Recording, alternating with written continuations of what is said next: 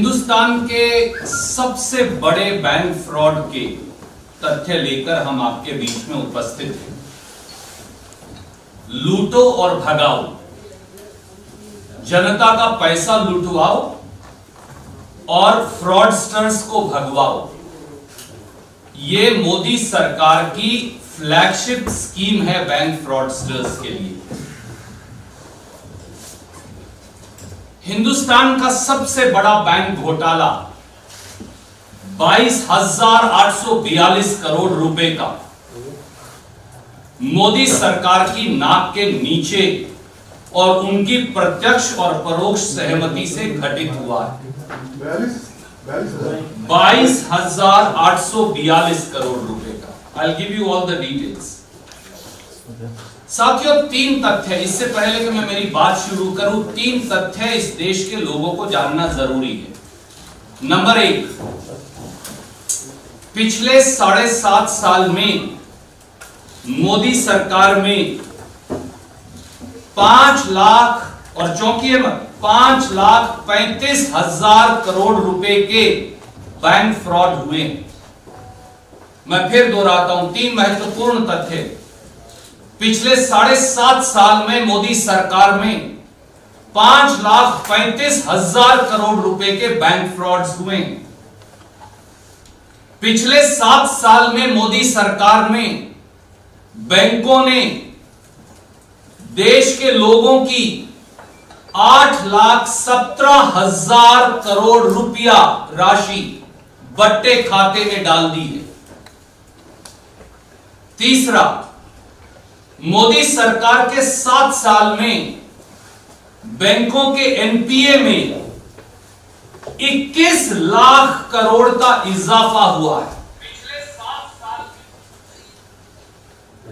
The 3 indelible facts which reflect the gross mismanagement of the banking system, holding the banking system captive to bank fraudsters, the initiation of loot and escape flagship scheme for bank fraudsters by the Modi government is writ large. And the 3 indelible facts you need to know. Number 1, in last 7.5 years of Modi government, the bank frauds are worth 5,35,000 crore. That is people's money. In last 7 years of Modi government, between 2014 to 2021, the write-offs by the banks in India is 8,17,000 crores. In last 7 years of Modi government, between 2014 to 2021, the bank NPAs are 21 lakh crores. That's the state of the gross mismanagement of people's money which is lying in the banking system. देशवासियों, ये आपका पैसा है जो देश के बैंकों में है, और लूटो और भागो। बैंक का पैसा लूटो, आपका पैसा लूटो और भागो। ये मोदी सरकार की बैंक के फ्रॉडस्टर्स के लिए फ्लैगशिप स्कीम है। और आज जब हिंदुस्तान के लोग जागे तो उन्होंने हर समाचार पत्र में पढ़ा कि एबीजी शिपयार्ड और उसके मालिक ऋषि अग्रवाल देश का बैंकों का 28 बैंकों का समेत स्टेट बैंक ऑफ इंडिया के 22,482 करोड़ रुपए का फ्रॉड उन्होंने किया है। 22,482, ये 75 साल में होने वाला सबसे बड़ा बैंक फ्रॉड है। और 5 साल की देरी के बाद, यह महत्वपूर्ण है, जो किसी कहीं आपको मिलेगा नहीं, 5 साल की देरी के बाद, बार बार फाइलें इधर से उधर करने के बाद, फ्रॉडस्टर्स को पैसा गबन करने का पूरा मौका देने के बाद, भगोड़ों को भाग जाने का मौका देने के बाद, 60 महीने की देरी के बाद आखिर में सीबीआई ने 7 फरवरी 2022 को 28 बैंकों के साथ धोखाधड़ी की एफआईआर दर्ज करी। 28 बैंक। साथियों, ये पहली बार नहीं है। मोदी जी की लूट और एस्केप फ्लैगशिप स्कीम के कई मोहरे इस देश ने देखे, और पता नहीं उनमें से कई मोदी भी हैं। देखिए उनकी लिस्ट अगर मैं आपको पढ़ूं कुछ की। नीरव मोदी यानी छोटे मोदी, मेहुल चौकसी जिसे प्रधानमंत्री हमारे मेहुल भाई कहकर पुकारते हैं, अमी मोदी, निशल मोदी, ललित मोदी, विजय माल्या, जतिन मेहता, चेतन संदेशरा, नितिन संदेशरा, और ये बहुत सारी बड़ी लिस्ट है। और शहंशाह के जो रतन हैं उनकी लिस्ट में अब ऋषि अग्रवाल का नाम भी जुड़ गया है। To put it very briefly in English for my friends who for the other audience, India woke up today to the rude shock of biggest ever bank fraud of 22,482 crores. That is the biggest bank fraud in last 75 years. After dilly-dallying, after gross delay of 5 years, finally after 5 years, CBI has registered a case of fraud, cheating and Prevention of Corruption Act against ABG Shipyards, Rishi Agarwal and many others, the Gujarat-based entrepreneur, on 7th of February 2022. There are many such gems in the armory of the Shahanshah sitting in Delhi, who have duped the banks of public money. We all remember the name of Nirav Modi, the Chota Modi. We all remember the name of Mehul Choksi, whom the Prime Minister addresses as Hamare Mehul Bhai. We all remember Ami Modi. We all remember Nishal Modi.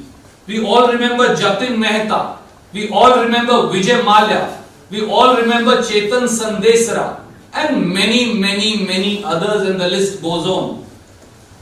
Friends, the complicity, the collusion and the connivance of those sitting in the highest echelons of power in Modi government is writ large. देश के सबसे बड़े उच्च पदों पर बैठे लोगों की बैंक के फ्रॉडस्टर से मिली भगत साफ है। अब तो लगता है कि चौकीदार ही साझीदार है, और उसके लिए मैं आपके समक्ष तथ्यों के साथ 9 महत्वपूर्ण तथ्य रखूंगा जो अभी तक सार्वजनिक पटल पर नहीं है। These are not in public domain. Number 1, on 1st of August 2017, the process of liquidation of ABG Shipyards of Rishi Agarwal was initiated in the NCLT court at Ahmedabad. On 1st August 17, the Congress Party, on 15th of February 2018, the principal opposition party of India, the Congress Party publicly held a press conference and warned the government that ABG Shipyard is a scam. Here is that press release. I'm putting it out again. I held that press conference, that's why I remember that. It's dated 15th of February 2018. We connected Nirav Modi, we connected Mehul Choksi and said ABG Shipyard, Rishi Agarwal is also going to escape. It's a scam. We warned them on 15th of February 2018. I'm releasing it to you.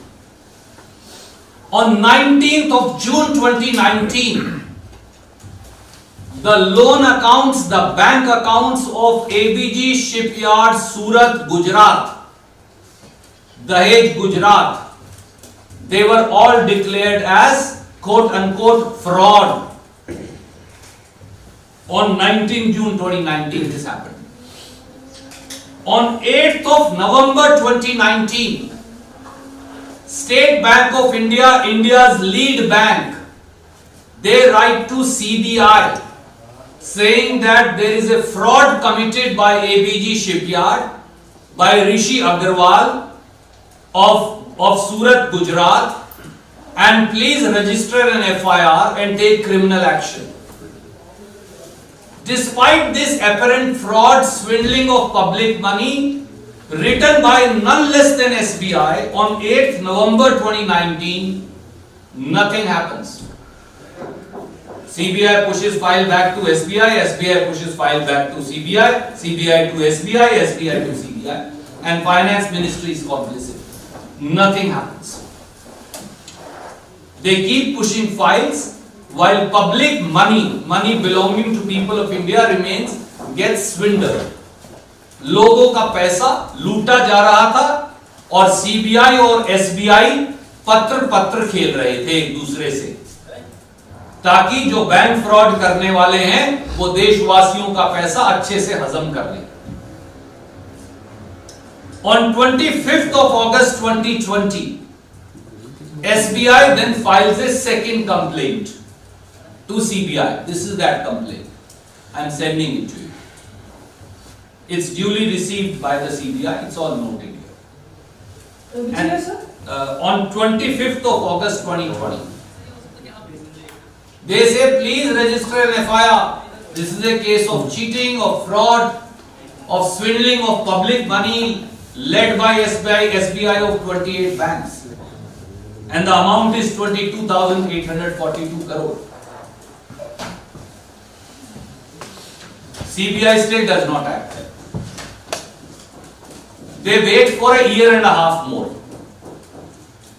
पहली बार state bank of India ने SBI को लिखा था 8 नवंबर 2019 को।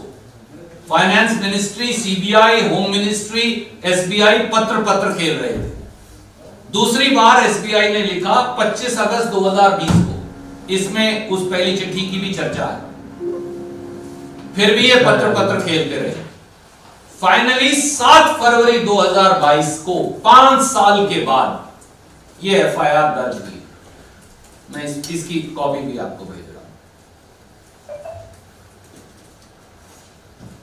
और एक बड़ी कमाल की बात है इसमें, जो ये चिट्ठी लिखी एसबीआई ने 3.5-4 साल इंतजार करने के बाद, इसमें ये लिखा कि कोई बैंकिंग अधिकारी, हमने जांच कर ली, सबके सब निर्दोष हैं। मतलब 22,482 करोड़ लुट गया, परंतु चोर कोई नहीं। और ये इसकी क्लॉज 12 पेज 26 पे आपको मिलेगा। मैं पढ़कर आपका समय नष्ट नहीं कर, फिर भी अगर एक लाइन में पढ़ूं तो ये बड़ी रुचिकर है। वो ये कह रहे हैं, action taken by the bank against public servants, staff accountability report has been closed as we find no staff accountability। यानी चोर कोई नहीं है, पैसा जरूर लुट गया। दूसरी रुचिकर बात यह है कि ये एबीजी शिपयार्ड सूरत और दहेज है कौन? ये भी देश के प्रधानमंत्री जी के लगता है मुझे के चहेते हैं। क्यों लगता है? उसके 2 तथ्य हैं और 2 उसके बाद और बताऊंगा। पहला, इस एबीजी शिपयार्ड को मुख्यमंत्री नरेंद्र मोदी जी ने 2007 में 1,21,000 स्क्वायर मीटर जगह इंडस्ट्रियल एस्टेट में सूरत में एलोकेट की, out of turn. This ABG shipyard was allocated 1,21,000 square meters of land in the year 2007 by Chief Minister Shri Narendra Modi. The CAG on which BJP swears, they indicted the then Modi government headed by Chief Minister Modi. And this is that report that I am sending to you, the CAG report, which said that ABG shipyard was allocated land at 700 rupees per square meter, while the land price was 100% higher, that is 1400 rupees a square meter. I am not saying so. The Comptroller and Auditor General indicted the Gujarat Modi government for it. दूसरा रुचिकर तथ्य यह है कि इसके बावजूद भी मुख्यमंत्री नरेंद्र मोदी जी ने इसी एबीजी शिपयार्ड को दहेज गुजरात में, जो बहुत बड़ा पोर्ट है, एससीजेड के अंदर सरकार की एक्वायर हुई जमीन में से 50 हेक्टेयर जमीन और दे दी। इधर सीएजी आपको इंडाइट कर रहा, आप कह रहे हो नहीं भैया और ले जाओ, कोई दिक्कत नहीं। 50 हेक्टेयर। और तीसरा रुचिकर तथ्य यह है कि ये ऋषि अग्रवाल और ABG shipyard 4 vibrant Gujarat summits में मोदी जी के साथ मंच पर बैठकर 22,000 करोड़ की इन्वेस्टमेंट कमिट कर चुका है। Check the facts. The third interesting fact is that the same ABG Shipyard and Rishi Agarwal sat with Shri Narendra Modi in Gujarat Vibrant Summit and promised investment of 22,000 crore. Of course, it never fructified. और चौथा रुचिकर तथ्य वो शायद प्रधानमंत्री जी बता सकते कि क्यों लेकर गए थे। जब मुख्यमंत्री नरेंद्र मोदी जी कोरिया गए 2013 में प्रधानमंत्री बनने से पहले, तो अपने डेलीगेशन में एक व्यक्ति जो लेकर गए उसका नाम भी ऋषि अग्रवाल, एबीजी शिपयार्ड। अब मुझे नहीं पता वो चाहते हैं या नहीं, आप खुद इन तथ्यों से अंदाजा लगा सकते हैं। तो हमारे सीधे सवाल है देश की सरकार से, और वो सवाल है number 1, why did it take 5 years after the liquidation proceedings were initiated against ABG shipyards in the year 2017, to be precise on 1st August 2017, to lodge even an FIR for duping 28 banks of 22,842 crores। मैं दोबारा हिंदी में दोहराता हूं। मोदी सरकार को जब ABG shipyard के खिलाफ दिवालिया डिक्लेयर करने की प्रोसीडिंग्स 1 अगस्त 2017 को चालू हो गई थी, तो मोदी सरकार को 5 साल क्यों लगे केवल एक एफआईआर दर्ज करने में कि इन्होंने 28 बैंकों का 22,842 करोड़ गबन कर दिया। Second question, why did Modi government refuse to take note of the public allegations made in writing by the principal opposition party Indian National Congress on 15th of February 2018 regarding the scam in ABG shipyards, and where we also named Rishi Agarwal?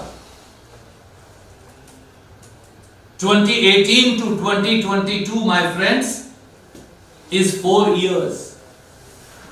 Why did it take 4 years when the principal opposition party had spoken about this scam?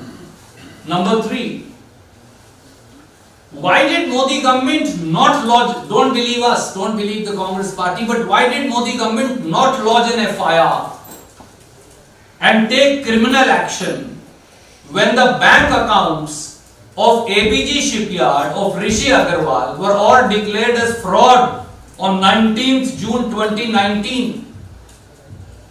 Why did it wait till 7th of February 2022? Modi सरकार जब ABG shipyard के सारे accounts 19 जून 2019 को fraud declare कर दिए गए, तो उसके बाद भी 3.25 साल तक एफआईआर दर्ज करने के लिए मोदी सरकार ने क्यों इंतजार किया? Fourth question, why did Modi government and the CBI and the Home Ministry and the Ministry of Personnel under whom CBI falls not lodge an FIR against ABG Shipyard when the 28 banks led by India's lead bank SBI filed its first complaint on 8th November 2019? Why did it wait for 2 more years? कोई आपका घर में से सामान चोरी करके जा रहा, आप कहेंगे नहीं नहीं अभी हम मंत्रणा कर रहे हैं, 24 महीने अभी इंतजार करेंगे, उसके बाद एफआईआर दर्ज करेंगे। चोर आपके घर का सामान आज चोरी करके जा रहा है। 5th question, why did the finance ministry, SBI and the CBI kept on pushing files and raising objections for 2.5 years between 8th November 2019 to 7th February 2022? Whom were they trying to save? 6th question, why did CBI not lodge an FIR for nearly 1.5 years? दूसरी complaint भी 25 अगस्त 2020 को आ गई, तो CBI 1.5 साल इंतजार क्यों करती रही 7 फरवरी 2022 तक सिर्फ एफआईआर दर्ज करने के लिए? देशवासियों, आपका तो लाख चोरी अगर मिल जाए सीबीआई को केस तो आज ही जेल भेज देंगे आपको, पर ये तो सब कुछ साक्ष्य वो भी एसबीआई दे रहा है, उसके बावजूद भी 1.5 साल सोचते रहे, 1.5 साल बाद एफआईआर दर्ज किए, क्यों? Does this not prove complicity, connivance and collusion between fraudsters, India's biggest banking fraud, and those sitting in the highest echelons of power in the Modi government? क्या ये नहीं दिखाता कि यहां दाल में काला नहीं, यहां पूरी दाल काली है? क्या कहीं चौकीदारी साझीदार तो नहीं है? ये सवाल सीधे सीधे मन में उठता है। कोई प्रश्न आप पूछना चाहें तो स्वागत है, मैं सारे जी आदरणीय साथी, सवाल के लिए साधुवाद। एक और रुचिकर बात है, मुझे ये बताया गया है कि ऋषि अग्रवाल अब हिंदुस्तान के नागरिक ही नहीं, जैसे मेहुल भाई चौकसी को नो ऑब्जेक्शन देकर मोदी सरकार ने, वो कौन सा है केमन आइलैंड के आगे एक और उसका नाम जो टैक्स हेवन है, वहां की नागरिकता दिलवा दी थी। मुझे ये बताया गया है कि ऋषि अग्रवाल अब सिंगापुर के नागरिक हैं। अब वो कहां है ये तो प्रधानमंत्री को, वित्त मंत्री निर्मला सीतारमण जी को और अमित शाह जी को जवाब देना चाहिए। ये भाग गए हैं या भागने की तैयारी है या पहले ही जा चुके हैं? कोई लुकआउट नोटिस वगैरह जारी किया गया? आदरणीय साथी, जो सरकार 5 साल तक पत्र प्रेम पत्र खेल रही है, आपका ख्याल है कि वो लुकआउट नोटिस जारी करेगी? ये लुकआउट नोटिस जारी करते हैं राजनीतिक प्रतिद्वंदियों के खिलाफ, जो बैंक के फ्रॉडस्टर्स हैं उनके लिए तो लूट और एस्केप फ्लैगशिप स्कीम चलाते हैं प्रधानमंत्री मोदी जी की सरकार। ये सर 5 साल बाद जो एफआईआर दर्ज की है, तो क्या कोई कंपेलिंग फैक्टर रहा इसका या एज यूजुअल सीबीआई ने दर्ज कर लिया? आदरणीय मित्र, जब बैंकों का इतना पैसा 23,000 करोड़ रुपए, 22,482 करोड़ रुपए की आई थिंक फिगर है, ये 75 साल में सबसे बड़ा बैंक फ्रॉड है। कितने दिन बैंक इसे छुपा सकते हैं? कितने दिन आप इस पर कपड़ा डाल के रख सकते हैं? असंभव है। और आखिर में ढोल की पोल खुलनी ही थी, और इसलिए फिर एफआईआर तो मजबूरी में दर्ज, नहीं तो आपने देखा मैंने तिथियां दी हैं। पहली कंप्लेंट आई है 1 अगस्त 2017 को दिवालिया डिक्लेयर करने की प्रोसीडिंग चालू है अहमदाबाद में, तो आप 7 फरवरी 2022 तक इंतजार क्यों कर रहे हैं एफआईआर दर्ज करने के लिए? देश की प्रिंसिपल अपोजिशन पार्टी लिख के कह रही है कि भैया ये स्कैम है, ये भाग जाएगा। 15 फरवरी 2018 को कह रही है। मैं आपको कागज भेज रहा हूं। तब तक वो देश में था? बिल्कुल था। हमने कहा भाग जाएगा, या भाग गया या भाग जाएगा। उसके बाद खुद एसबीआई कह रही है आप उसका बैंक का अकाउंट फ्रॉड डिक्लेयर करें पर आप एफआईआर नहीं दर्ज करें। और इसको जमीनें किसने अलॉट की थी? ये सारी जिन पर ये फैक्ट्रियां उसने शिपयार्ड बनाया, वो सब मुख्यमंत्री मोदी जी की अलॉट की हुई। और कैग की रिपोर्ट है उनकी सरकार को इंडाइट करने की। मुख्यमंत्री मोदी जी के डेलीगेशन में 2013 तक ये व्यक्ति, आप मुझे बताइए किसी का अकाउंट फ्रॉड डिक्लेयर हो गया, उससे पहले आपने उसे जमीन अलॉट की, कैग ने आपको इंडाइट कर दिया, आप उसके बाद उसे डेलीगेशन में लेकर जाएंगे, वो भी कोरिया बिजनेस डेवलपमेंट। आगे कांग्रेस इस मुद्दे को किस तरीके से? मेरे साथी, आज हमने पहले जो ये सारे तथ्य अभी तक किसी को मालूम नहीं थे, हमने इसीलिए आज ये सारे तथ्य पब्लिक डोमेन में रखे। हम उम्मीद करते हैं कि माननीय प्रधानमंत्री जी, माननीय वित्त मंत्री जी, माननीय गृह मंत्री जी, 3 लोग इससे सीधे जुड़े। सीबीआई उनके नीचे आती है, पर्सनल मिनिस्ट्री पीएम और एचएम के नीचे आती है, बैंक्स फाइनेंस मिनिस्टर के नीचे आते हैं, तो वो तीनों जवाब देंगे। संसद में 2014 से पहले नरेंद्र मोदी ने जो प्रचार किया उसमें 2G, 3G, कोर्ट स्पेक्ट्रम, तमाम मुद्दे जिसमें जो कांग्रेस स्थिति में आ गई जिसमें आज है, लेकिन जो आप आरोप लगा रहे हैं पिछले 7 साल से या यूं कहें 2 साल में, 5 साल में, पिछले कार्यकाल प्लस 2 साल, 2.5 साल, तो इसमें कांग्रेस उस तरह से प्रचार क्यों नहीं कर पा रही? क्योंकि लोगों में तो अभी कोई असर नरेंद्र मोदी की सरकार के खिलाफ है, उनके नेतृत्व के खिलाफ दिख नहीं रहा। 5 राज्यों में चुनाव है, उनमें क्या स्थिति देखते हैं, इसका कितना प्रभाव आप देखते हैं? देखिए, इन 5 राज्यों में भारतीय जनता पार्टी की हार के आगे ही देश की जीत है। एक बात जान लीजिए, किसानों को न्याय, महंगाई पर रोक, रोजगार का इंतजाम और भ्रष्टाचार की जवाबदेही तब होगी जब भाजपा हारेगी। और इसीलिए आज भाजपा की हालत इतनी पतली हो गई है। हाँ, मैं एक अनुरोध जरूर करूंगा, और बहुत सारे मीडिया के, कलम के और टेलीविजन के सिपाही हैं। मुझे लगता था कि कहीं ना कहीं जो बवाल बवंडर इकट्ठा हुआ उसमें वो लोग जो इंडिया अगेंस्ट करप्शन में खड़े थे, जो आज सब सत्तासीन हैं, और कोई बैंकिंग बोर्ड का चेयरमैन बन गया, कैबिनेट मिनिस्टर की पोस्ट ले ली, कोई भारत सरकार में मंत्री बन गया, कोई गवर्नर बन गया, कोई मुख्यमंत्री बन गया, और देश के मुद्दे पे आज तक तो 7 साल हो गए। हमारा तो ईमानदारी का सबसे बड़ा प्रमाण जो है वो खुद नरेंद्र मोदी सरकार है, क्योंकि आज तक तो जितने फैसले आए उनमें बताया कि ये सब झूठे थे। और हम ये कह रहे हैं कि यहां जवाबदेही प्रधानमंत्री जी की जनता और संसद दोनों को होगी। कौन है वो जिन्होंने पैसा लुटवाया? कौन है वो जिन्होंने इन घोटालेबाजों का साथ दिया? और कौन सफेद पोश है वो सरकार के जो 5 साल तक एफआईआर ही नहीं दर्ज होने दी? और क्या ऋषि अग्रवाल और बाकी के लोग अब हिंदुस्तान में हैं भी या नहीं, या भाग गए?